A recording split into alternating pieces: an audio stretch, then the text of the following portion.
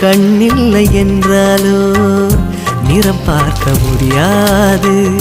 நிறம் பார்க்கும் உன் கண்ணை நீ பார்க்க முடியாது. குயிலிசை போதுமே, அடக்குயில் முகம் தேவையா? உணர்வுகள் போதுமே, அதன் உருவம் தேவையா?